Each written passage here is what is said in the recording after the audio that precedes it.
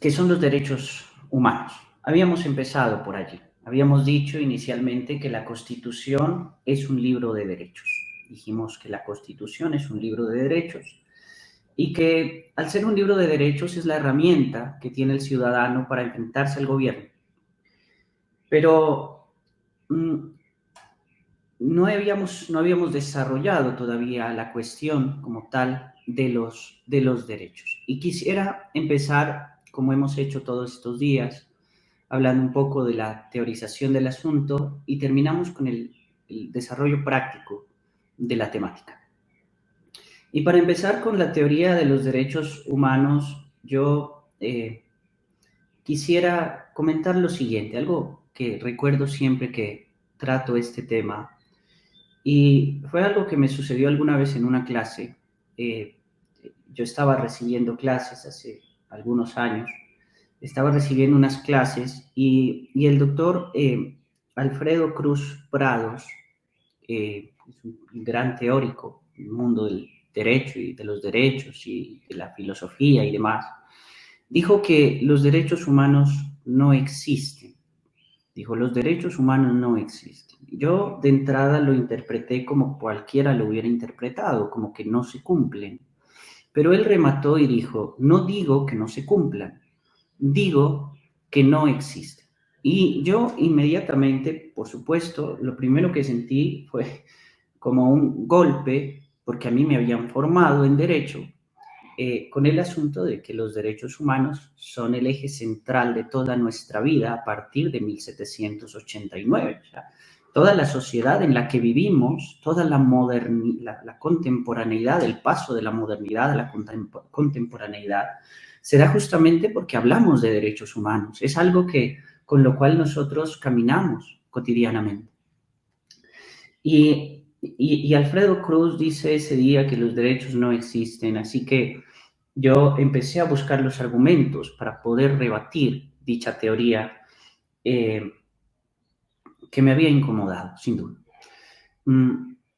Pero al pasar los días, yo me terminé dando cuenta de que el doctor Alfredo Cruz tenía razón, de que él tenía razón y de que yo estaba en un punto de necedad al no querer comprender que definitivamente los derechos humanos no existen.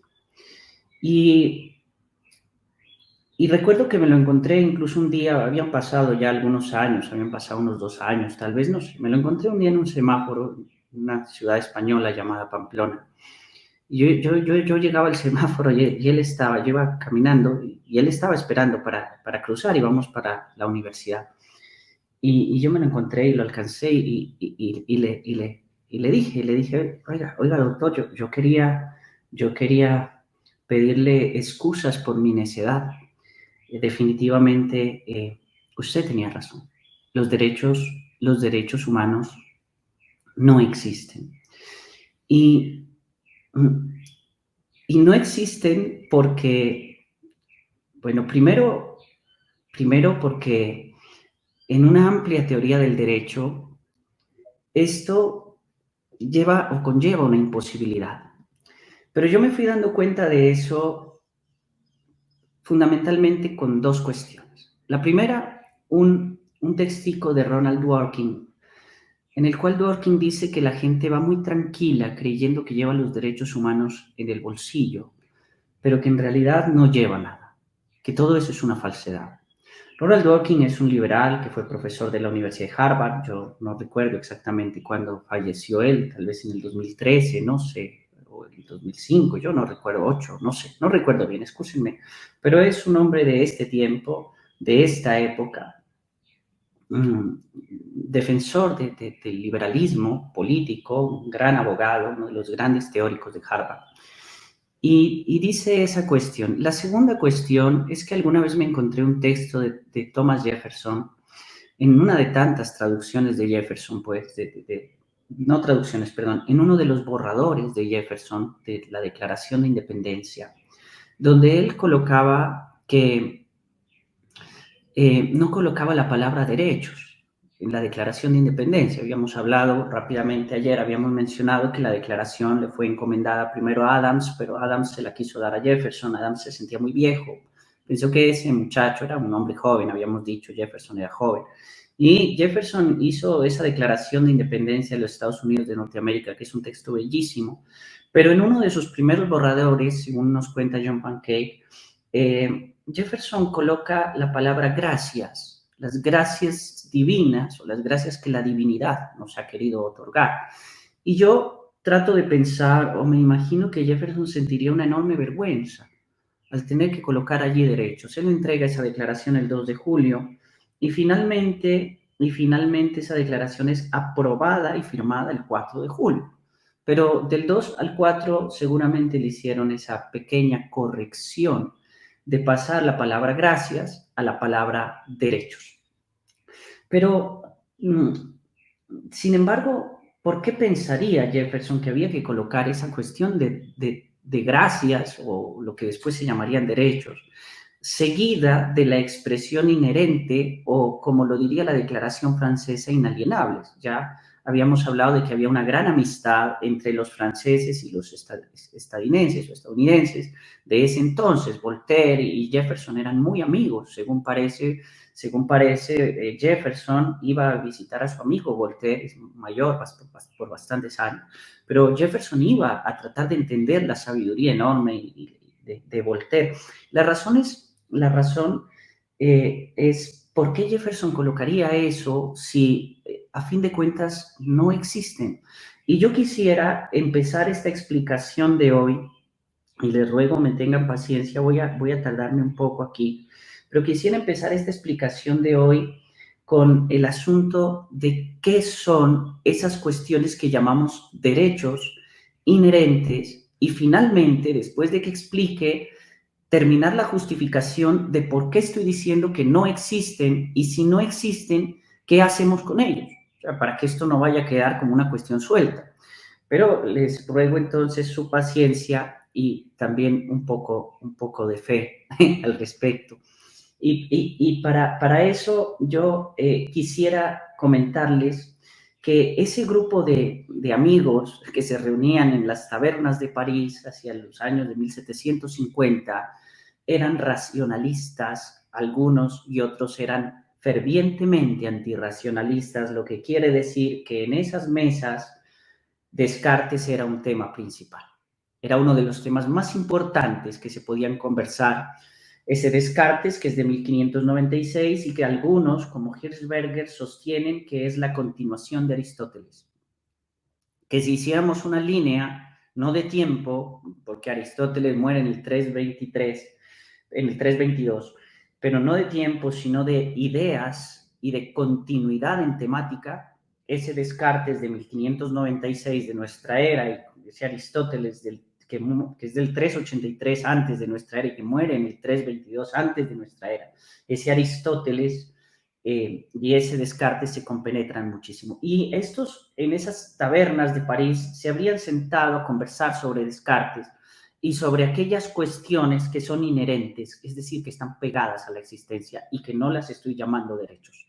Y no importa si las llamamos gracias divinas o como las llamemos, incluso si al final las queremos llamar derechos, pero que son cuestiones que están inherentes. Y voy a explicar qué es inherente en el tema cartesiano y les voy a pedir aquí un poco de paciencia y de atención, ya que este es un tema, como solía decir el padre Guevara, al que citaba Fernando González Ochoa, de un tema de alto vuelo filosófico. Y el asunto aquí radica en que hay cuestiones como la existencia que no necesitan pensarse para ser una certeza. Es decir, cuando Descartes explica el asunto de la prueba ontológica, de cómo sé que existo, utiliza una palabra en una expresión latina que fue muy mal traducida y que nos complicó el estudio del mismo Descartes, de su pensamiento y de su metafísica. Y el asunto es que, según nos han dicho algunos biógrafos, Descartes se pasaba las noches en una campaña, en una cama, en un catre de campaña, en medio de la guerra, pensando en cuál era la certeza o cómo saber que lo que él pensaba existía. Y ese fue el centro de toda su genialidad, porque Descartes llega al punto en que habrán escuchado ustedes estas frasecitas, en que se da cuenta de que todo su pensamiento se ha convertido en una duda, de que ha dudado de todo porque ahora no sabe si la vigilia es otra forma del sueño y si de pronto todo esto que pensamos que es una conciencia no hace parte más que de una eterna inconsciencia o una inconsciencia en ciclos remotos, como lo habían planteado aquellos antiguos que creían en el eterno retorno y del cual Nietzsche, según Borges, es su último inventor. En ese sentido, Descartes llega a una certeza magnífica con la cual dice: yo estoy dudando y aunque nada exista, pero al menos existe aquel que duda, y tengo la certeza de que quien duda existe. Una frasecita que la han traducido más o menos del modo: duda de todo menos de quien duda, porque si dudas de quien duda, entonces ¿quién duda? Parece un trabalenguas, pero es el principio del racionalismo cartesiano que nos dice claramente que tenemos unas certezas que no necesitan ser pensadas. Y eso es lo que Descartes llama el cogito. De allí la expresión cogito ergo sum, que malamente lo han traducido como un je pensé donc je suis o un pienso luego existo, que es una expresión que nunca utilizó Descartes. Y ese cogito es una intuición de esencia en Descartes. Quiere decir que yo tengo la certeza de que existo y no necesito pensar que existo. Y esa es la fuente de eso que llamamos derechos inherentes. Y me explico. Quiere decir eso que si a mí me arrojan algo en este momento y ese algo viene volando hacia mí, viene volando. Yo tengo la certeza, según la intuición explicada por Descartes, voy a utilizar la expresión cartesiana, yo tengo la certeza de que yo soy yo y no soy otra cosa, por tanto eso puede golpearme y no tengo que pensar que me va a golpear para poder esquivarlo o para intentar hacerlo. Por tanto, mientras eso vuela hacia mí, yo primero lo esquivo y luego pienso y me pregunto qué ha pasado. Así que la existencia es una revelación inmediata, quiere decir sin el medio del pensamiento, es inmediata. No necesita del medio del pensamiento. Pues bueno, Descartes pone semejante cuestión sobre la mesa y Voltaire y los otros grandes pensadores, un siglo después, están traduciendo eso en derechos y están diciendo que hay cosas que tenemos que no necesitamos pensar para defenderlas, que están tan pegadas, tan unidas a nosotros que no necesitan del pensamiento para que sean defendidas por nosotros. Y ese asunto es el que nos hace pensar en cuáles de todas las cosas, de todo ese menú de cosas que defendemos, cuáles realmente no necesitan ser pensadas. Y por supuesto, la primera es la vida. Quitarnos la vida exige pensamiento, defenderla no. Quitarnos la vida exige un enorme esfuerzo, pero defenderla no, porque vuelvo al ejemplo de que nos han arrojado algo, una piedra, lo que sea, un objeto cualquiera que no necesitamos determinar, primero lo esquivamos y luego pensamos qué ha pasado. Así que la defensa de la vida en nosotros es natural a la propia existencia. Defendemos la vida porque sabemos que estamos, porque tenemos la certeza de existir, no necesitamos pensarlo. De allí surge la primera condición fundamental, una cuestión propia de nuestra existencia. Entonces, defendemos la vida, pero para poder defenderla, volvamos al ejemplo que estoy colocando, algo nos ha sido arrojado, entonces lo esquivamos y luego preguntamos, para poder defenderla necesitamos movernos, necesitamos tener la posibilidad del movimiento. El movimiento es inherente también a la defensa de la propia existencia. No necesitamos pensar, nos movemos porque sabemos que para existir o que la existencia está movida, está pegada al movimiento. El movimiento es una de las condiciones esenciales del universo. Es connatural a su modo, a su estructura, a su funcionamiento. Y el movimiento es libertad. Por tanto, la libertad es inherente al hombre. La libertad está pegada a nosotros porque sin libertad no podríamos defender siquiera la existencia. Esas dos cuestiones del movimiento, o mejor, de la vida y el movimiento traducido como libertad, es lo que ellos llaman inherente. Jefferson le añade una cosa más a eso, que es la búsqueda de sentido. Jefferson piensa, siguiendo a Aristóteles, y un poco a Sócrates, más bien a Sócrates y Aristóteles, siguiendo a Platón y Aristóteles, eh, Jefferson piensa que el hombre siempre busca sentido. De allí la palabra antropos. Antropos que habíamos dicho, creo, que significa sin forma, sin lugar. Antropos es sin lugar. Por eso siempre estamos buscando sentido y de ahí ese magnífico librito de Víctor Frank, El hombre en búsqueda de sentido, que tiene una frase maravillosa que dice que quizá el sentido de la vida sea buscar sentido. Y de allí sale la Declaración de Independencia, que dice que los gobiernos se instituyen entre los hombres para garantizar la vida, la libertad y la búsqueda de la felicidad o de sentido, que básicamente es lo mismo, es buscar lugar. La búsqueda de la felicidad entendida en griego como una eudaimonía, que no es otra cosa que un buen demonio, un buen espíritu, o sea, una anorella, un sin mente, una búsqueda de lugar. Cuando encuentro un lugar, dejo de pensar. Estoy, por eso lo han pegado, porque dejo de pensar, estoy otra vez adherido a mi existencia. De allí esas tres cuestiones que aparecen en la Declaración de Independencia y que son las cuestiones que llamamos inherentes. Esos y solo esos son los derechos inherentes. El trabajo no es inherente, la salud no es inherente, la educación no es inherente. Son cosas importantes, sin duda, pero no es inherente.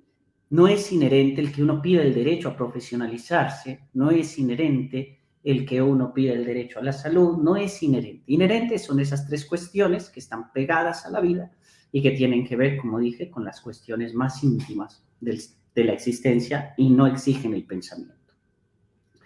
Pero entendido esto, seguimos con una cuestión y nos preguntamos, ¿pero por qué no son derechos? Eso nos está incomodando todavía. Es decir, hemos resuelto que hay unas cuestiones que están inherentes, que son inherentes, pero ¿por qué esas y todas las demás que llamamos derechos, que es lo que estoy diciendo, no solo que estas, sino todas, no sean derechos? Y voy a dar una explicación, voy a cerrar aquí este capítulo un tanto filosófico y me voy a pasar a un capítulo un poco más jurídico. Y lo explico de un modo muy sencillo.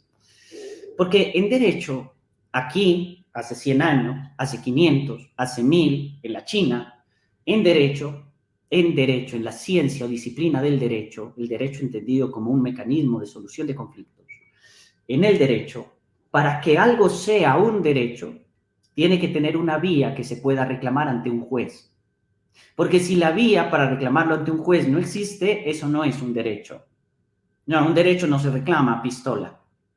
No se va a reclamar como piensan algunos que sacan unos videos por allí llenos de armas, como si fuéramos ahí todos por la calle, fungiendo de Rambo 3. No, eso no es un derecho. Un derecho no se reclama así. ¿Vale? Uno puede reclamar por la fuerza muchas cosas. Sí, la diferencia entre la fuerza y el derecho es que el derecho se reclama ante un juez. Y para poder yo reclamar algo ante un juez necesito de un procedimiento. Y eso es lo que en derecho llamamos acción. La acción en derecho, la acción es la posibilidad que yo tengo de decirle al juez que me conceda o que al menos estudie la posibilidad de concederme un derecho. Si no hay acción, diría Carneluti, no hay derecho.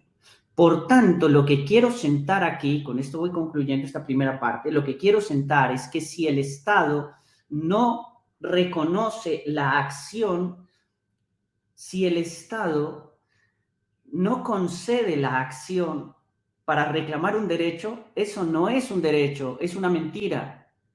Y de allí la expresión bellísima de Dworkin de que la gente cree que va con derechos cuando a veces no hay cómo reclamarlos. Y nos han engañado y vamos engañados porque los gobiernos nos dicen que tenemos derechos cuando en realidad lo que tenemos es una literalidad que no se puede reclamar. Y esto se va a poner de moda si es que las cosas salen como algunos las tienen planeadas, pero voy a dejar eso para el final. Permítanme, entonces, esta primera parte se concluiría con la idea de que para que algo sea un derecho, necesita de una acción. Y si no hay derechos, no hay acción. Por eso el Estado, cada vez que reconoce un derecho, se impone la obligación de diseñar la acción, que algunas personas la llaman procedimiento. No es lo mismo, pero bueno, digamos que tiene sus parecidos. Un procedimiento para poder reclamar un derecho. De allí que a partir de 1789, y en Estados Unidos desde 1776, con estas declaraciones que ya hablan de derechos, pues el mundo cambió un poco. Porque habíamos dicho en una de las sesiones anteriores, habíamos dicho que hoy en día el sentido fundamental del Estado constitucional de derecho, dijimos, incluso lo explicábamos ayer, creo, el sentido fundamental del Estado, de la constitucionalización del derecho, el sentido fundamental en el Estado constitucional de derechos, en el Estado que tiene corte constitucional, no es resolver conflictos. El derecho pasa a un segundo plano. Y aquí viene algo muy interesante, porque a pesar de que no vamos a alcanzar a explicar la profundidad de esto, vamos a dejarlo sentado para que lo vamos pensando. El asunto es que ya para el Estado lo fundamental no es resolver un conflicto, sino proteger un derecho. Voy a dejar esto aquí sentado un momento y luego continúo. Luego vuelvo sobre esto. Voy a continuar. Entonces digo, lo importante es proteger unos derechos o esas condiciones a las cuales nosotros indistintamente llamamos derechos y así las llamaremos, pero estamos advertidos de que si no nos reconocen la acción, no son derechos y lo que nos están echando es una enorme mentira. Entonces les decía que hay unas, el Estado ha cambiado porque ahora se habla de una protección de derechos.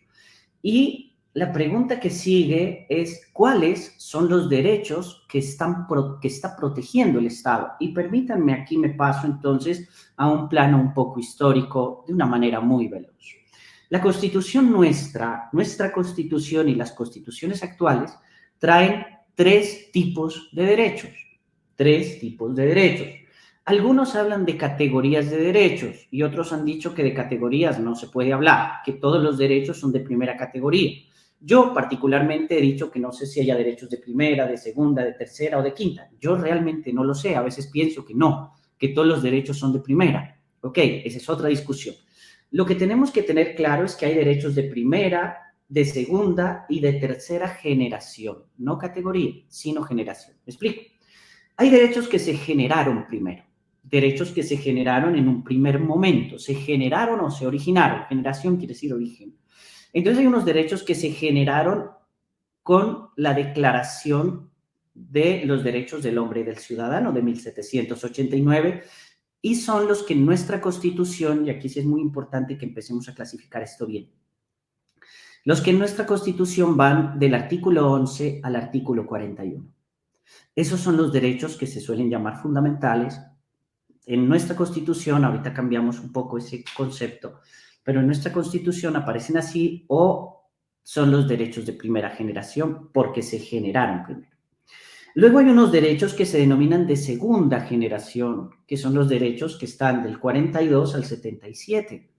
Y esos derechos de segunda generación son los derechos que se generaron con la Revolución Bolchevique y que yo les había comentado que aparecen en el mundo ya legislados, son derechos que se reclaman en la Revolución Bolchevique por toda aquella cuestión de las construcciones de las grandes ciudades rusas y la cantidad de trabajadores que murieron en los inviernos y en las construcciones de las vías férreas y de todas estas ciudades.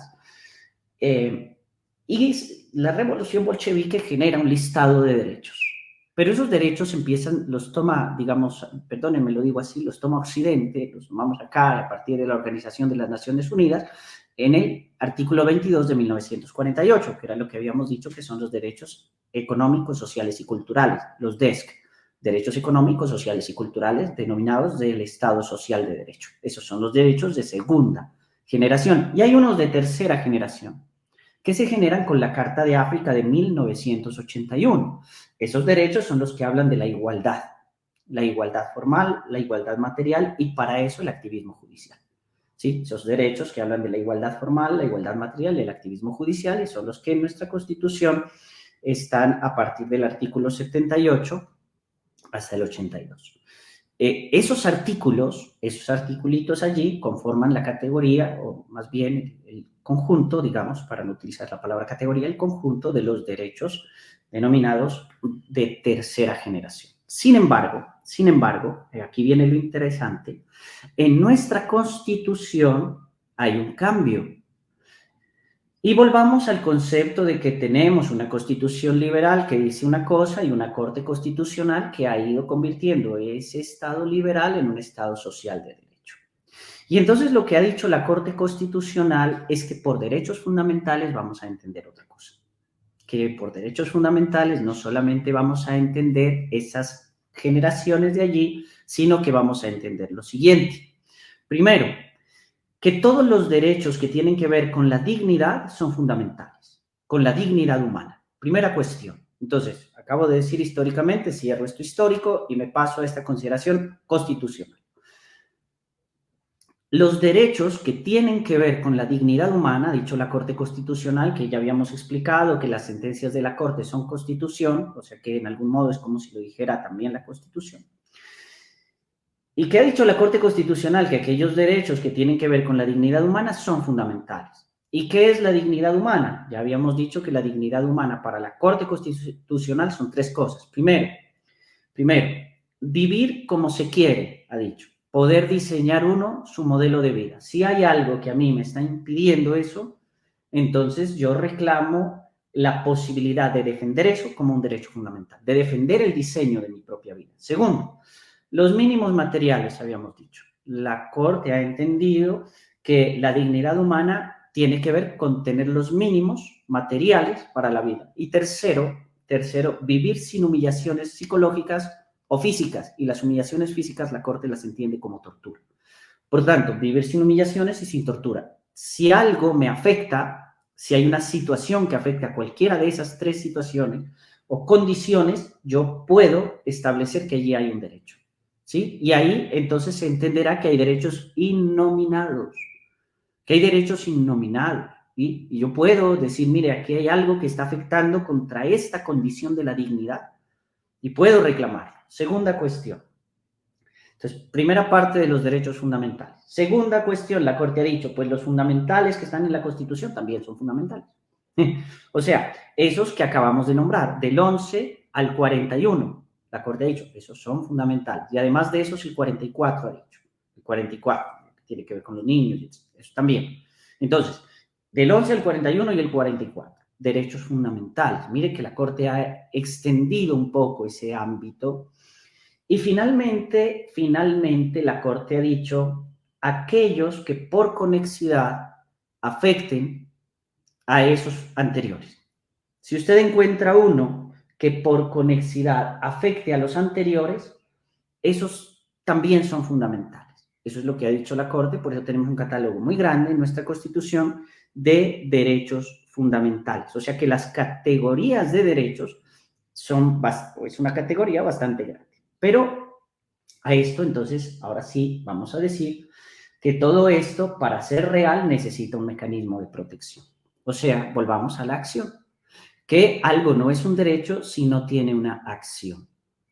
Y en Colombia nos preguntamos, en Colombia, ¿hay una acción para reclamar esos derechos? O sea, ¿puedo yo reclamar un derecho? Por ejemplo, el derecho a la salud, que no está en ninguno de estos que nombramos. El derecho a la salud es fundamental. En Colombia es fundamental, sí es fundamental porque la Corte ha dicho que es fundamental. Esto que acabamos de decir, pues hay unos derechos que la Corte ha dicho que además, aunque no estén entre el 11 y el 41, son fundamentales. La salud es fundamental. Entonces, la salud, ¿puedo yo reclamar la salud como la reclamo? O sea, eso es verdaderamente un derecho en Colombia. Recordemos que para ser derecho necesita una acción. Perdón, esos son fundamentales, son derechos fundamentales. En Colombia lo son. Lo son gracias al artículo 86 de la Constitución. lo son gracias a la acción de tutela. O sea que la acción de tutela es la que convierte todo este listado de cosas deseables, pues son cosas deseables, la vida es deseable, la libertad es deseable, la propiedad privada es deseable, la libertad de expresión, de conciencia, de religión, la libertad de cátedra, todo eso es deseable. Entonces, son cosas muy bonitas, los mínimos materiales son cosas deseables. Pero para que eso se convierta en derecho necesita una acción. Tenemos en Colombia una acción para decir que esos son derechos, sí, la acción de tutela que en otros países se denomina acción de amparo.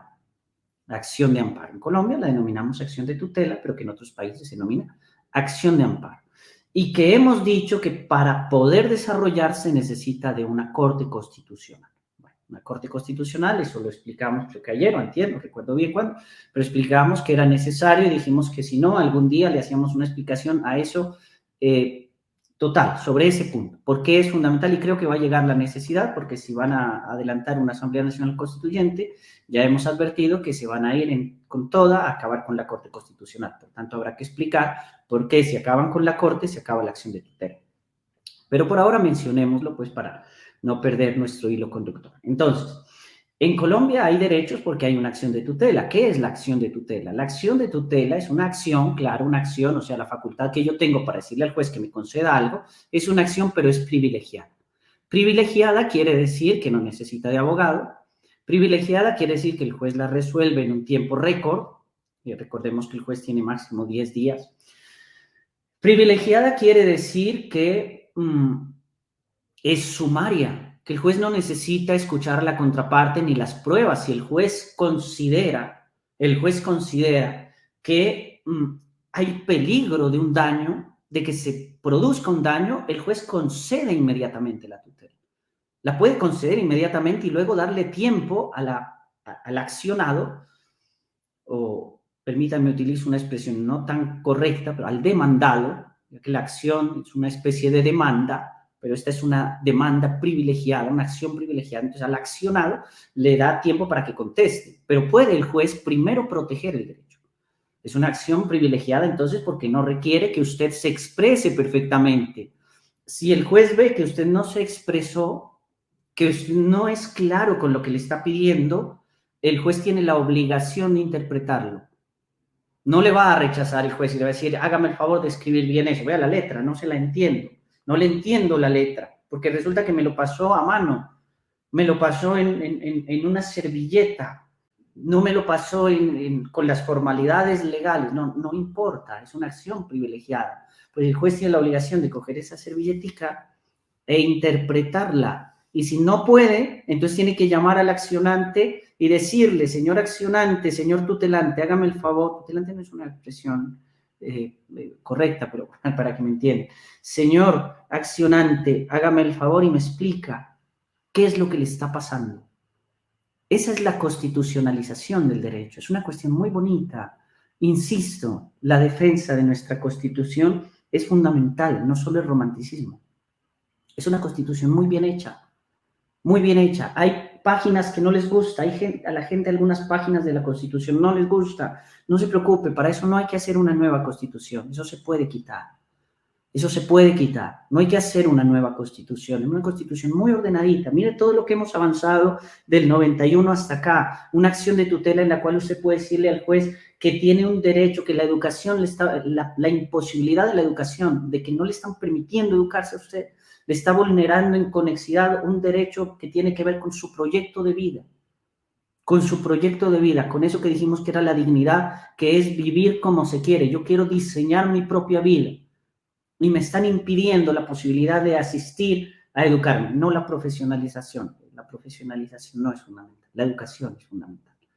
Miren ustedes todos estos avances tan maravillosamente consecuentes con la Constitución que hemos dado en estos años. Así que tenemos entonces una acción privilegiada para proteger ese listado de cosas y por tanto en Colombia sí tenemos derechos. Sí hay derechos en Colombia, sí hay derechos fundamentales en Colombia. Se reclaman mediante la acción de tutela. Y para los que, con esto termino esta parte, los que pregunten, oiga, ¿y la acción de tutela es eficaz? Es sumamente eficaz. Es de una efectividad enorme, enorme. La acción de tutela funciona maravillosamente bien en Colombia. Entonces, quería comentarles esto para que cerremos este capítulo y concluyamos de esta manera. Y abrir micrófono para todas las preguntas y cuestiones que existan.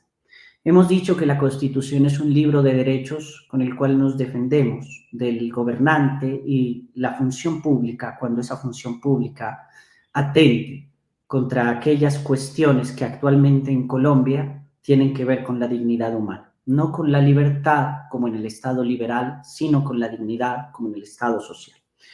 Y dicho esto, entonces, ese libro de derechos se convierte en tal, se hace efectivo mediante una acción privilegiada llamada o denominada acción de tutela.